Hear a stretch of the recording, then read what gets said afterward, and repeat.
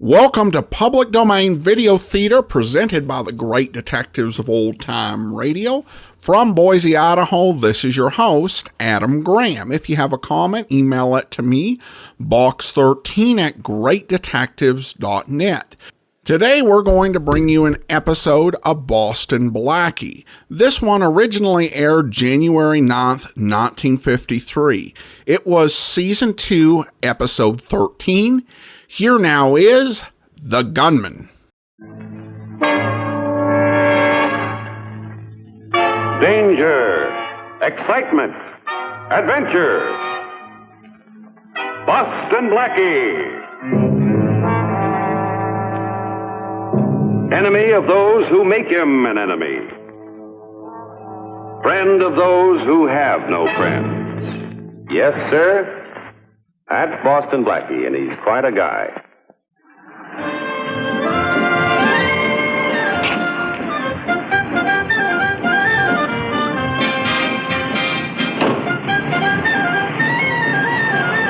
Come on, boy. We men got to stick together in a spot like this. Oh, you coward.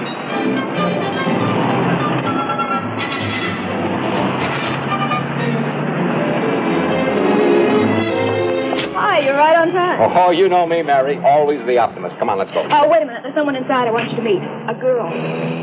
I suppose she's a very special friend of yours with a very special problem. As a matter of fact, you're right. Oh, no. Look, Mary, don't you ever meet any nice, normal people who aren't in a jam? Blackie, are you fighting me? Yes, I'm fighting you. Good. Come on.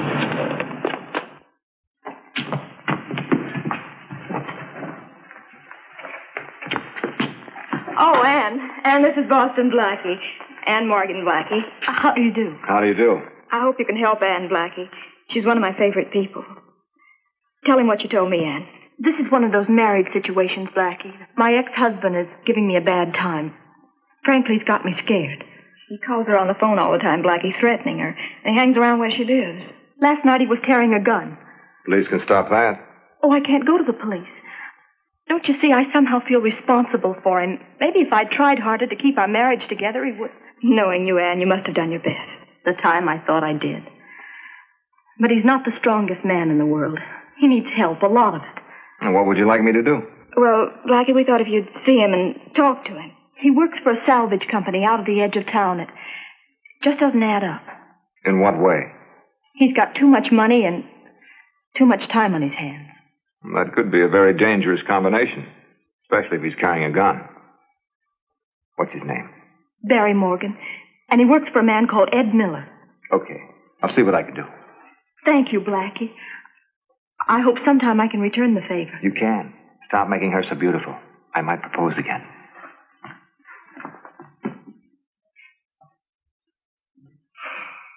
Go to work, Anne.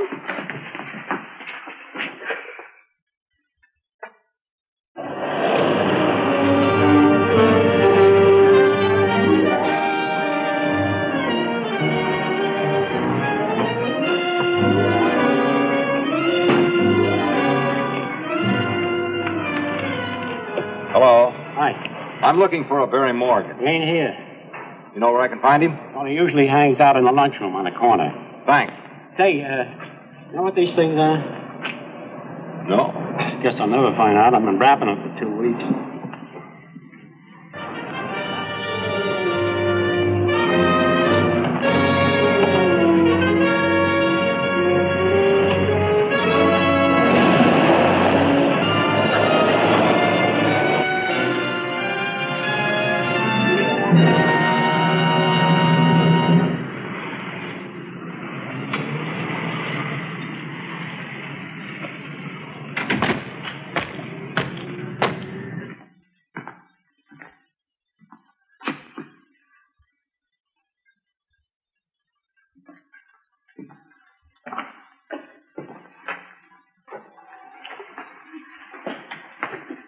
You Barry Morgan? I said, are you Barry Morgan? I heard you. The girl I know says you have too much money and too much time on your hands. She forgot to mention that you had too few manners. What's it to you? Look, can't we put this on a more friendly basis? You're Barry Morgan. I'm Boston Blackie. I know who you are. Ann told me you'd be out. What do you want? For a start, you can take that chip off your shoulder so we can talk. I got nothing to say to you. Fair enough. Don't say anything. Just listen. I told Ann I'd come down here and have a talk to you. All right, you talked. Not enough. I didn't say what I wanted to say. Look, we got off on the wrong foot, so let it go at that.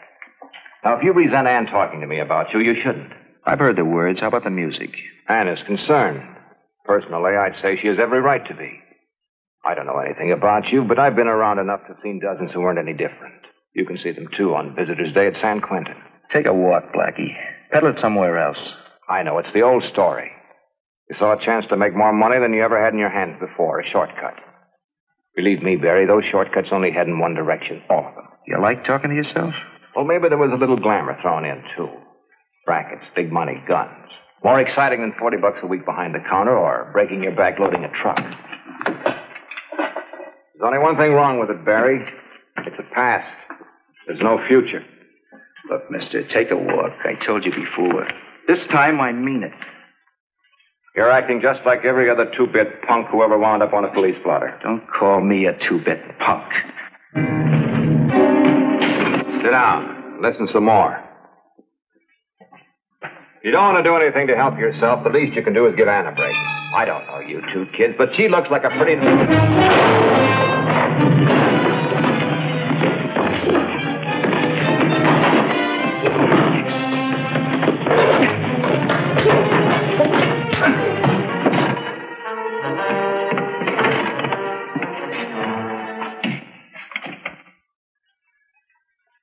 Doesn't look too bad, but you better call an ambulance. Call the police, too.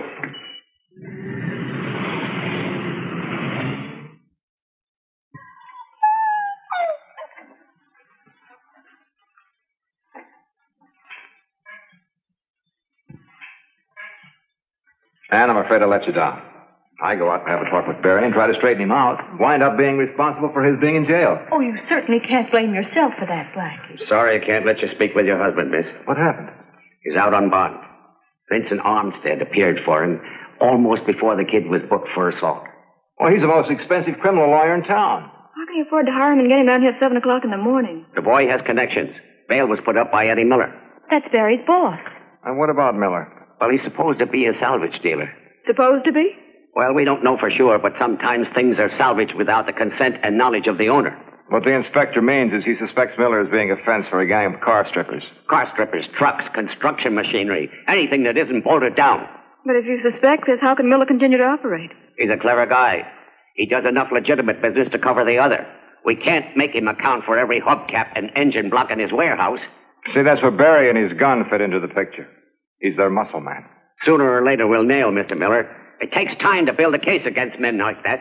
What happens to Barry in the meantime? Well, if he follows the pattern, he gets in deeper and deeper.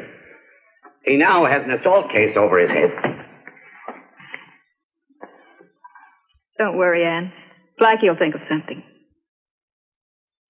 Won't you? Oh, don't look at me. I tried and I struck out. Look, I'm no good for the kid. If it wasn't for me, he probably wouldn't be up on an assault charge. I'm not running a reform school, and even if I was, I wouldn't want to bury Morgan. Well, you think I should? What I think isn't important. What do you think? Okay, I'll leave it up to Whitey. What do you think? Now, stop acting as if you were my conscience. All right, I'll go see Miller. Maybe I can help him. Hey, Blackie, that was an interesting debate you had with you.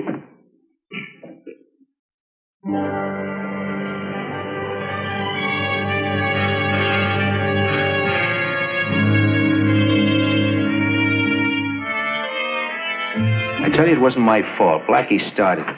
What do you want me to do, get pushed around? Anytime Boston Blackie wants to push you around, get pushed. I ain't gonna let Shut it. up. Vic, I'll handle this. You go outside for a little while, will you?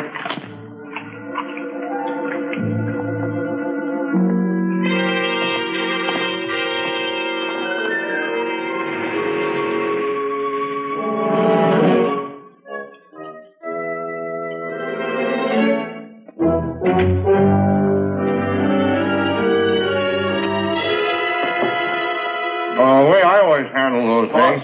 Boston Blackie just stopped out in front. Barry, better go out the back way.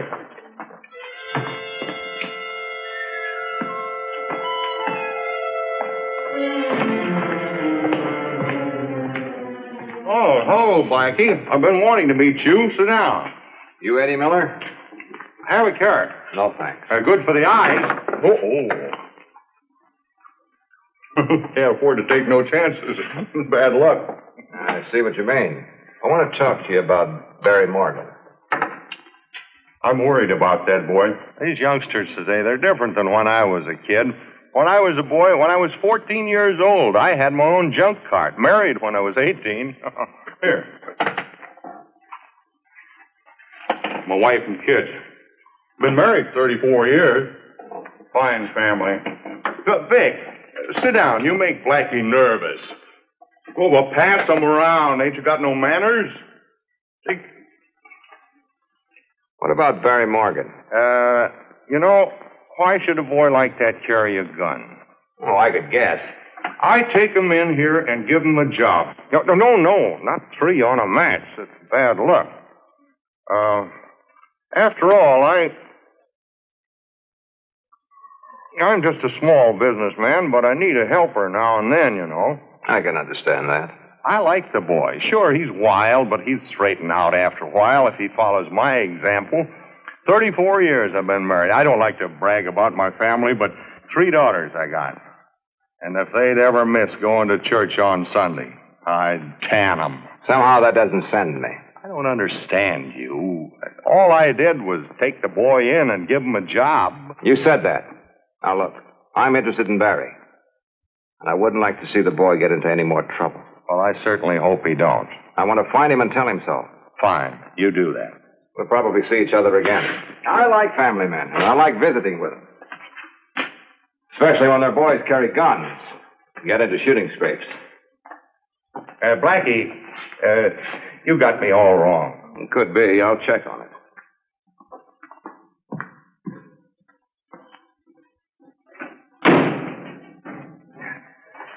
Look at all the vegetables I eat, and you've got more energy than I have.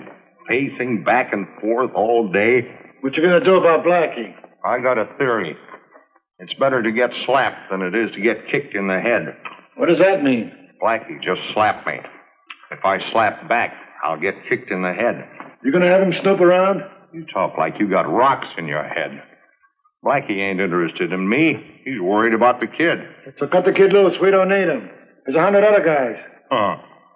Supposing the kid gets mad and starts to talk. I'd shut up his mouth for him. Ain't it better to shut his mouth before he opens it? These onions, they're not as good as they used to be.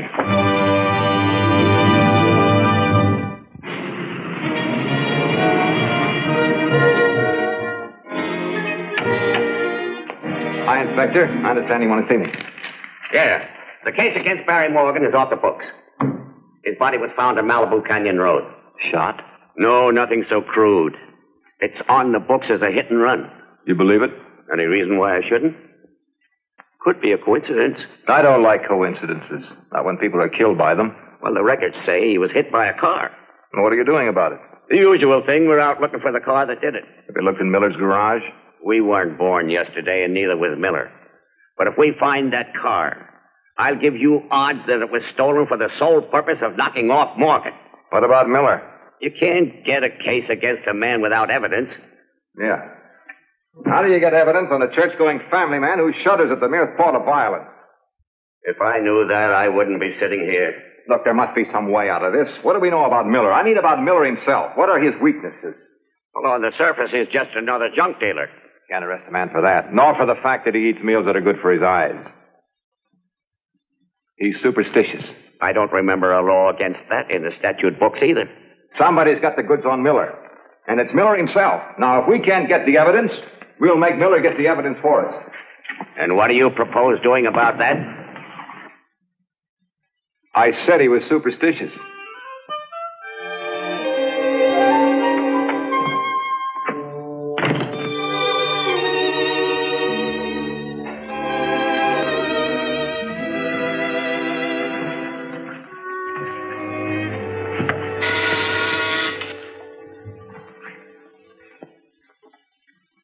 Look, Mary, I'm not very good at this sort of thing. I think you should tell her. Blackie, I couldn't go in there and tell her Barry was killed. Somebody has to tell her before she reads it in the newspaper. Anne. You don't have to tell me. I heard what you said.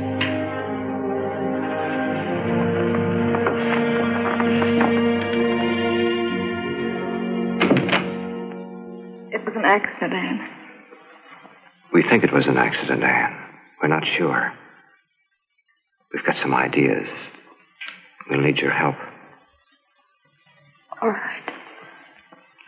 I'd like to have a picture of Barry.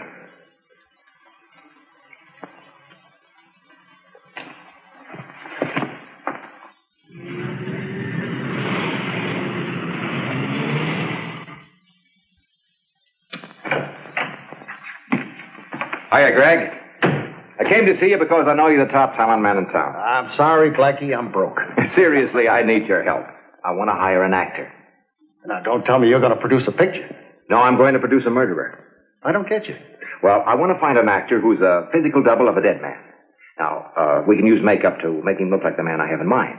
This may be dangerous, but I'll give him all the protection I can. Well, I guess it's possible. We've certainly got enough actors in town. Tall, short, fat, lean. We ought to be able to find one we can make up to look like anybody. That's the man I want. Now, here's a picture of Barry Morgan. He was killed last night.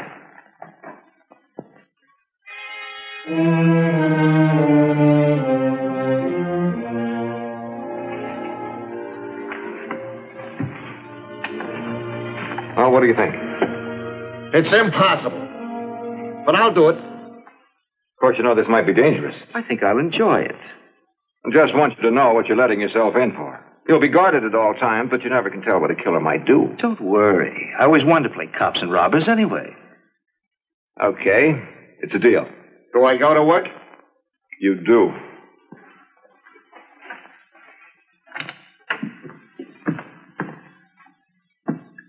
Oh, thanks for coming down. Ian, just stand here and tell us when he begins to look like Barry.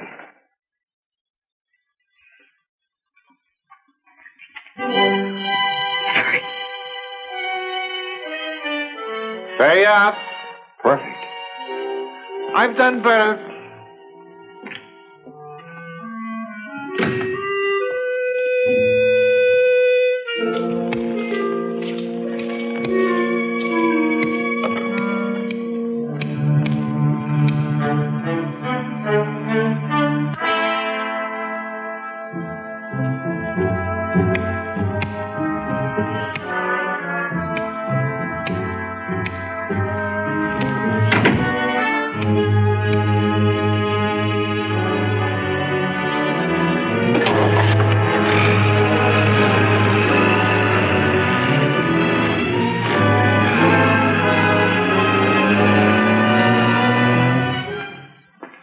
Give me a menu, will you?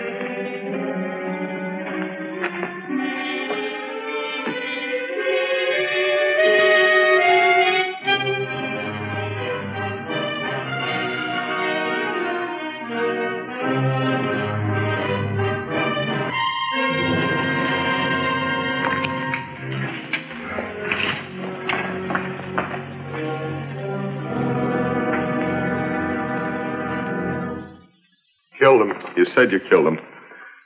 Who, Barry? Sure, I killed him. You did. You said you did. Don't just sit there. Tell me you killed Barry Morgan. You know it. You didn't make no mistakes. I don't make them kind of mistakes.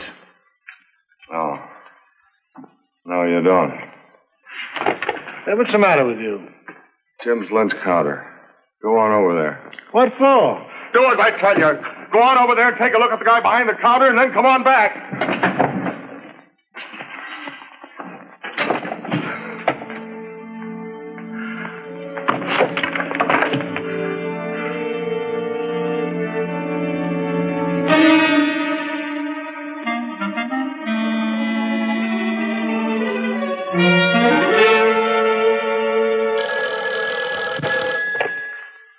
Hello. Hello. I said hello. What do I do now, boss? Who is this? Barry, who do you think?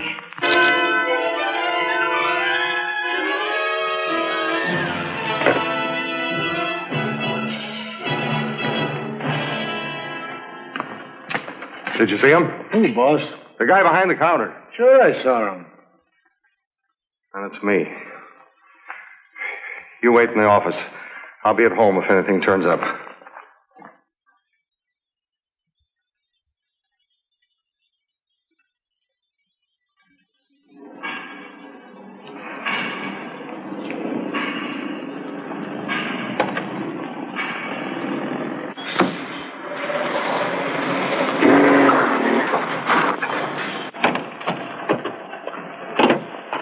Why don't you watch where you're going?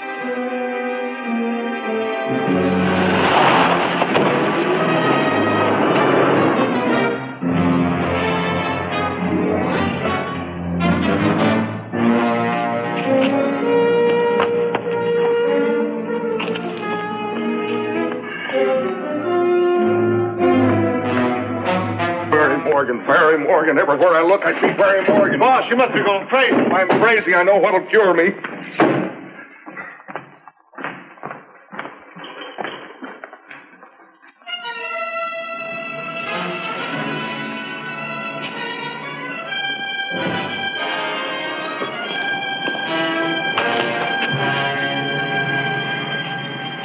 What did I tell you? There he is again.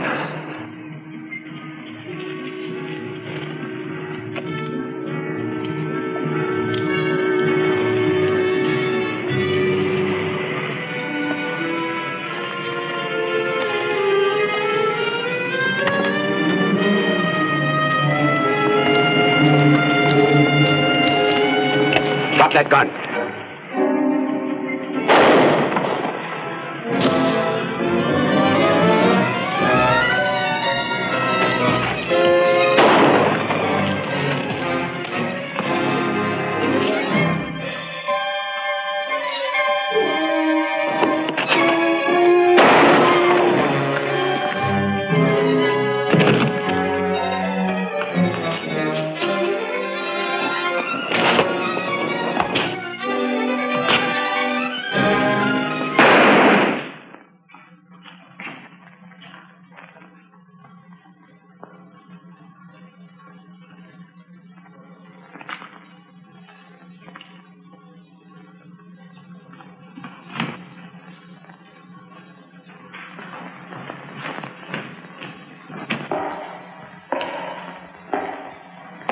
Barry! Barry!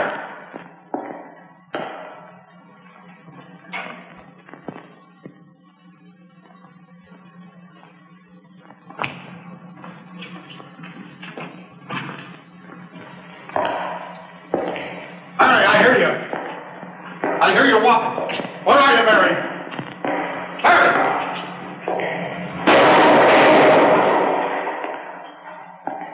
Barry!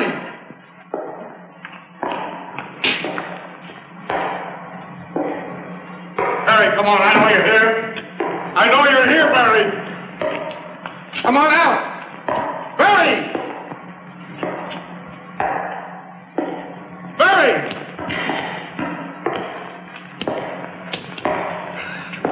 Barry!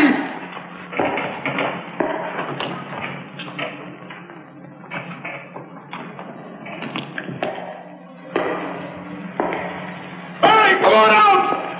Barry! Barry, stay away from me! Stay away from me, Barry! Barry! Barry!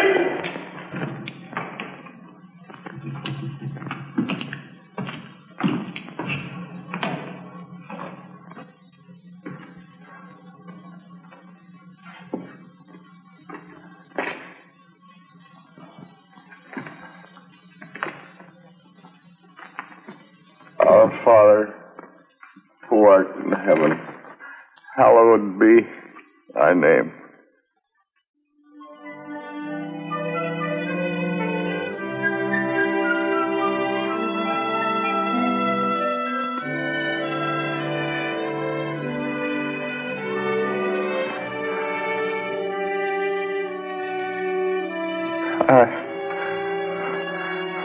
I forgot the rest.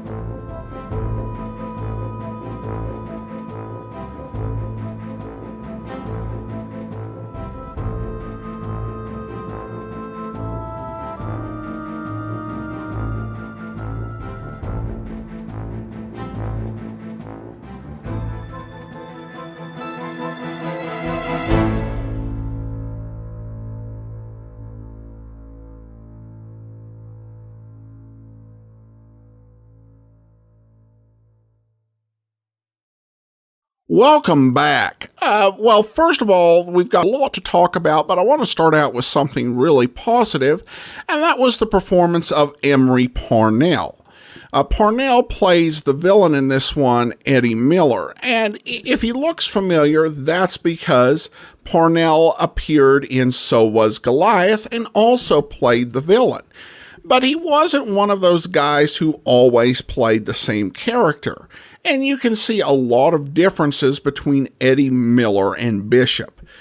He really made this a very different character and just did a great job performing, and I think was definitely the highlight of the episode.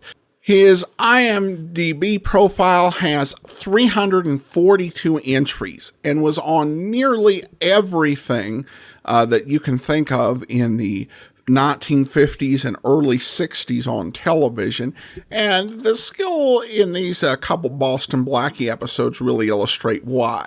I do think there was some miscasting on this episode, and I think John Kellogg playing Barry, because essentially Barry was this young guy gone wrong. And the big problem with that is that John Kellogg, at the time of recording this, he was 37 years old. Now, to be clear, there were and are some actors who can really make that work. Burt Ward, for example, was in his 30s when he played Robin the Boy Wonder, and I think he managed to pull that off pretty well. John Kellogg just wasn't one of those actors, and so it looks weird to a modern eye. In many ways, I think this sort of casting was carried over from theater and maybe to a lesser extent radio. The theater is a place where the audience really does have to imagine, and so there was a tradition of people acting in roles that they were generally too old to be able to play believably. But with television and the instant seeing it, I think people wanted more believability, so you saw these sort of things go by the boards. The ending did have some problems. I kind of wondered about the whole reason Blackie had for showing the ex-wife, the guy who was disguised as her ex-husband. And Blackie got the only reaction I think you could reasonably expect given the circumstances. And the idea that she needed to tell him whether it was an accurate representation was a bit silly because Blackie had seen him. The ending itself is odd. I found an old review I did of this episode, and I said that it reminded me of something they do on Looney Tunes or on a Droopy cartoon. But on those cartoons, you do have a little bit more latitude in terms of realism. One problem with this one is things like, how did they get the owner of the soda fountain to agree to have that actor come in and stand behind there? How did they know Eddie was coming in there? And later on, was the actor waiting outside the junkyard just to run into Eddie? It's a very odd sequence for live action. And I will say one thing that I did think was kind of cute. When Blackie responded to Mary saying she had a friend, he was like, oh, let me guess, she's got some trouble. Why can't you make friends with people who are not in situations that will require me to get into deadly peril? Which is a really good point. And of course, Mary's friend did need help, which set Blackie out on an adventure which would almost get him shot because he was talking to someone who didn't know the old adage, don't bring a gun to a lecture. Well, that's all for now.